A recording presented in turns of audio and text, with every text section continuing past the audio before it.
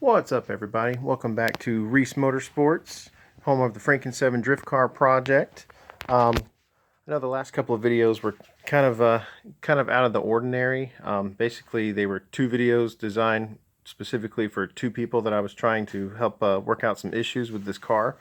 So thank you guys for the input and the help. And so I just figured I'd give everyone a little update. We were getting pretty close to getting it running, at least I felt like it, as far as working out sensors and fuel and wiring and things of that nature. And I think I just about have most of the bugs worked out. The latest issue I was running into, if you watch the last couple of videos, was basically when I was going to start it, even with jumper cables and another vehicle hooked up, the starter would turn over. It would feel like maybe almost a full revelation or two of the flywheel, and then it would kind of hit like a dead spot. And after 3 or 4 tries of that, the starter would be so physically hot that it was just not allowing as much current to go through. On my little Holly handheld, it shows basically what your voltage is, and so you would be at 13.6 or so with the jumper cable hooked up, and go to start it, and it would drop down to like 7.9 volts. And from what I've understood from other videos and people online, these Holly systems, you have to have no less than like 10.5 volts. So it was dropping below that. So basically everything was shutting off and resetting and just kind of going into a fail-safe mode. So I think part of it, with talking with some people, sorry the lighting is kind of weird. I fixed one of the bulbs in here, but so now we're back to our super glare. So I think part of the issue was I had too small of a power cable going actually to the starter. So I had like a 6-foot run of 4-gauge cable, which apparently is just a little too small. Some people, I guess, I'm going to put the phone here, see how that works. That works okay. So I put the, so I had 4-gauge cable going from the battery to the starter, and without, like, say if you were just doing a test fire, or like when I was checking compression, it was no problem. I could turn the engine over. Didn't have to work hard. But with everything hooked up, it was just too much of a request for what the load could be delivered, if that makes any sense. And I had my kill switch in there too, and the connectors were kind of wonky. So I went ahead and took that out for now. And I upgraded to a 0-gauge power cable from the battery to the starter. So that seemed to help a little bit, but it was still hitting that dead spot. And so with talking with some other people and just kind of figuring out how I've done some of the grounding wire work on this project, basically what my setup was just another 4-gauge terminal to the chassis. But then I was doing a little digging, and where I had the chassis, that main chassis ground mounted, I forgot to grind the paint back to the body, and the threads were kind of rusty, and I had a rusty bolt holding it down. So that was part of the issue. I cleaned that up, cleaned the threads out, made sure I had a good mating surface and a fresh shiny bolt. So that helped, but that still wasn't quite enough. So I've since added 2 bigger grounds from the block to the frame rails. I have like 3 or 4 grounds on the heads to the firewall, and but I was realizing I didn't really have anything other than just the starter grounding through the transmission, which normally that would be okay if you had a designated ground from the battery to the engine block. But I also have that G-force transmission adapter to use this Z32 transmission on this LS, and it's powder coated. And so basically, it has pass-throughs for your factory hardware to bolt it to the bell or to the back of the engine block, and then your bolts for your transmission go into that. So it's probably not the best situation for grounding there. So what I've come up with and what I'm doing is, or what I did rather, was took some of the old positive battery cable I was using, the 4-gauge, and I'm running a dedicated line from the negative side of the battery to the transmission, just right above the starter. I found an empty threaded hole and an appropriate size bolt, so I made a new ground strap for that. And in typical project car fashion, as I was getting ready to put everything back together, I was tightening on the power bolt cable, and I was going to show you, where did I put it? Where did I put it? There it is. So your little two prongs on your starter solenoid, one goes from, the battery cable, and one goes from the solenoid to the actual starter motor. So one turns the motor and one kicks the stator out. So I'll just show you the one for the power terminal. Hopefully you can see, get it into some better light. It snapped clean off. It was resisting me a little bit, so I kept kind of going back and forth with the bolt, hoping I could kind of recut the thread since it's copper. And yeah, it just snapped clean off. And guess what? So you can find starters pretty easily for the Z32, no big deal. But I didn't want to fork out another $100 or $130 for a starter, even though I could turn that one in as a core. But let me back up a little bit. I was suspecting the battery might just be kind of weak, a cheap battery, although it's the top of the line one they have at O'Reilly's. So I took it out, went to O'Reilly's one day, had it tested fine. And then when I had the starter out, I went and had it tested, and it tested fine. Another separate day. So I was like, okay, well, it's not my starter, it's not my battery. And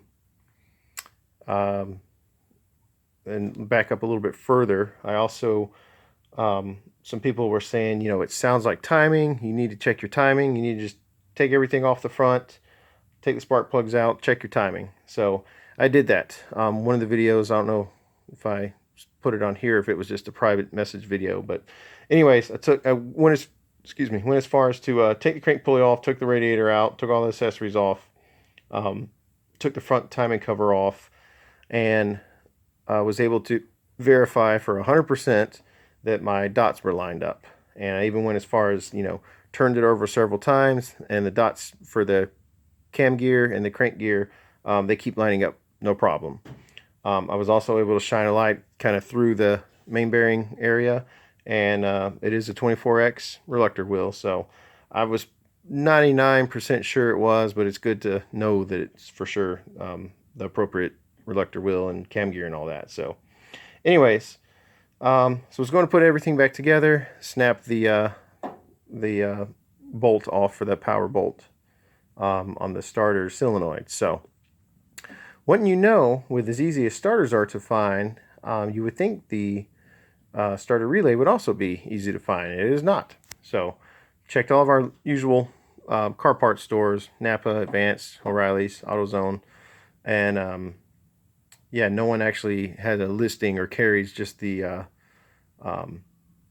starter solenoid. So I just did kind of just a Google search to see somewhere, somehow, someone might have one, and wouldn't you believe, the same people that you can get a crate engine from, Walmart.com, they had one for $29 and like $2 shipping or something. So that is on the way. I'm not sure where it's coming from, but it said it won't be here till the 17th, which is like Friday. And this is Sunday, and I think I ordered this Friday, so it was a week out. So hopefully that's the issue. So yeah, so timing's verified, wiring's been redone, and battery's been on a trickle charger, all that good stuff. So hopefully when that gets back in, I can bolt everything back up, and yeah, hopefully maybe this thing will start. We'll see. Hopefully it was just a simple fact of the grounding issue. If it's not that, I'm gonna kind of lean back towards the battery, but I don't have another extra, $150 for a bigger battery, so I will probably have to wait just a little while for that. I mean, we're in November now, so I mean, it's not like it's in a big rush. I've already missed my own kind of wishful thinking deadlines of LS Fest and just having it done this summer anyways, which we got really far. We got 95% of the work done on this thing this summer, and it's just been kind of in this state of working out the little bugs right now. So yeah, so I guess that's just kind of the update right now. We're waiting on a new starter solenoid, so I'll bolt that bad boy back up, put the exhaust back on, and yeah, we'll go from there. So hopefully it helps. Hopefully it starts and runs. It sure would be nice. Let's see. Yeah, it wasn't. I don't really know if it's share worthy, but I'll just share it real quick. So the radiator I've had, it's right here. I got it when I still had the rotary in the car, so like late 2017, and you know, set in a box forever. And if you go back over some of the first few videos from earlier this year, you'll see kind of what I did to modify it to make it fit a little bit better with the LS in here. So first order of business when I was getting ready to pull the front of this engine off, of course, you know, need to drain the radiator and pull it, so I had room to get the crank pulley off. And what I thought was a drain plug, which there's one right here, there's also one on the bottom, and just when I went to turn it, typical eBay fashion, it snapped off and it goes right there. So what did I do? Good old-fashioned JB Weld stick. It didn't really leak. There was just like one teeny tiny little droplet in there, but that could have been from just moving this thing around. But just to be safe, I went ahead and just plugged the hole. It snapped off the threaded part inside anyway, so it wasn't going to drain from there. So I pretty much just had to drain it from here, and also just, you know, pull the lower hose. So yeah, so it's a little quick, easy fix. It was a cheap radiator. I think it was like $90 or $100. 2-row or 3-row, I can't remember. It should do the job if it doesn't leak. And if it does later on, then we'll upgrade to a Koyo or something else. But I wanted to use that. Same thing with the fan. I've had that electric fan forever. It's a little small. It could be another couple inches bigger. And I might even use, I've got a Mustang fan sitting right there in a box, and I actually did trim it and cut it to fit this, but with how the radiator mounts in there right now, it was not allowing me to, there was basically no clearance for the crank pulley. So I might redo that later. I would kind of like to maybe cut this front section out just from like here to there and lay the radiator a little bit further forward, because it also hangs a little low.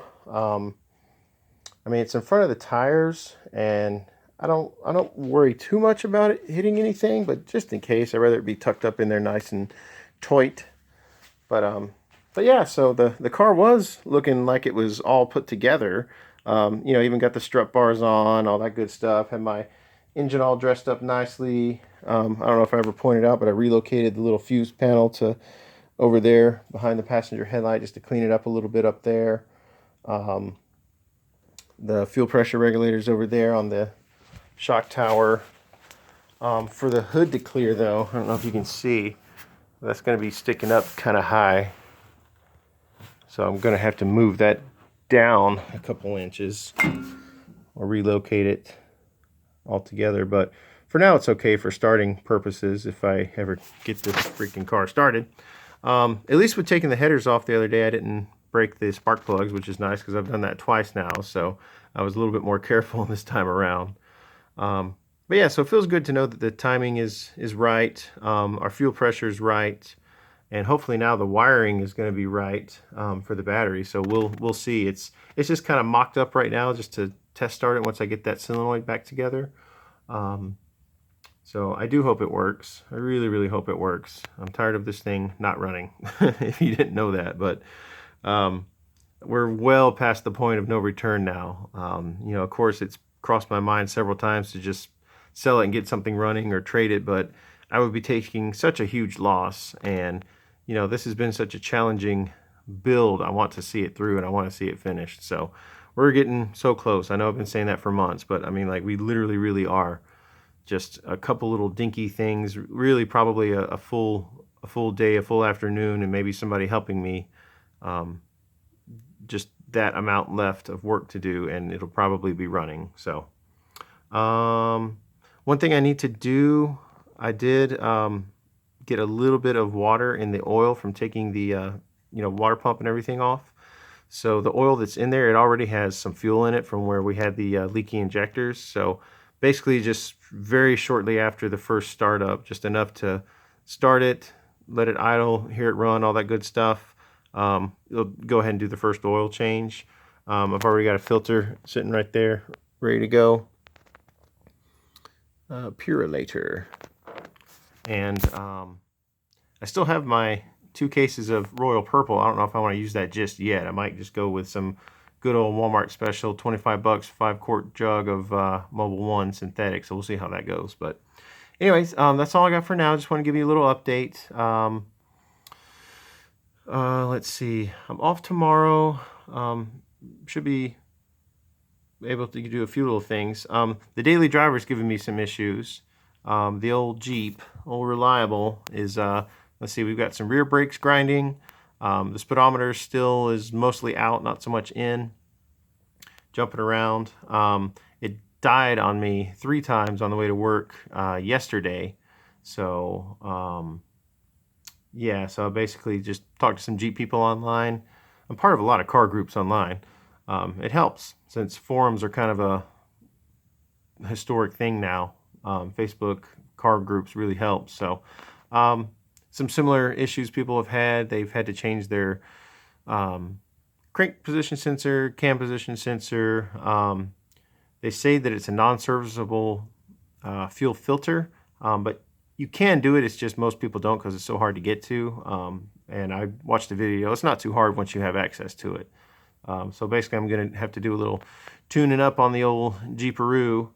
But it does pretty good. It's just been grinding from the right rear, so I'm guessing that that pad is done. So I'm just going to do a little pad slap, no big deal. Rock Auto's our friend, and so we've got the sensors, and actually I think everything is coming for Rock Auto for the Jeep. So just waiting for that to get here. It's not like I have time to do it tomorrow on my off day anyways. So, but if something does show up, I'll try to do it, you know, tomorrow evening. But we've had really nice weather the last few days up here. We're in November. We had a cold snap, we had a warm snap, we had another cold snap, and now it's been 75 degrees the last 2-3 days, and I think the next 2 days it's going to be nice and warm. So maybe if that stuff shows up, I can get some of it done. That'd be really nice. But yeah, we'll get the old girl back up and going. So yeah, so not really a setback, just having to kind of redo some things, I guess, that I rushed in the beginning, and I wish I would have just done it right the first time, but live and learn, right? That's project cars. So I'll let you guys go with that. Hope everyone's doing well and getting ready for some off-season builds, and we'll talk to you soon.